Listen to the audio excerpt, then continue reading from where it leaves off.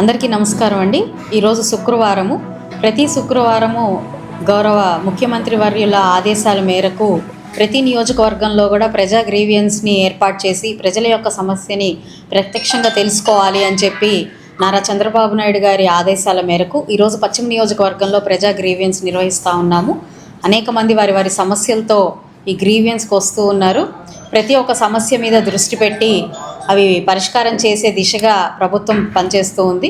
అయితే ఇందులో ప్రధానంగా ఈరోజు సమస్యలు తీసుకుంటే దాదాపుగా ఇళ్ల పట్టాలతో మోసం చేసిన గత ప్రభుత్వం యొక్క బాధితులు అనేక మంది రావడము, మాకు అసలు ఆ స్థలాలు కేటాయించారే కానీ ఇళ్ళు ఎక్కడా చూపించలేదు, ఎలక్షన్స్ కోసం హడావిడిగా ఓట్ల కోసం పట్టాలతో రిజిస్ట్రేషన్ చేసి పట్టాలు చేతిలో పెట్టారే కానీ మా భూమి ఎక్కడుందో కూడా తెలియని పరిస్థితుల్లో మేము ఉన్నాము, ఇటు టిట్కో ఇల్లు రాక అటు ఆ స్థలం పరిస్థితి ఏంటో తెలియక చాలా ఇబ్బందులు పడుతున్నాము, అద్దెళ్లలో ఈ రెంట్లు కట్టలేక ఇబ్బంది పడుతున్నాము అని చెప్పి రావడం జరిగింది. అయితే ఈ యొక్క స్థలాల గురించి పట్టాల గురించి కూడా ఇప్పటికే ప్రభుత్వము అదేవిధంగా హౌసింగ్ మినిస్టర్ గారు చాలా కసరత్తు చేస్తూ ఉన్నారు. రానున్న రోజుల్లో వీళ్ళకి పరిష్కారం అందించే ప్రయత్నం మా కూటమి ప్రభుత్వం చేస్తుంది అని చెప్పి ఈ బాధితులందరికీ కూడా హామీ ఇస్తూ ఉన్నాము.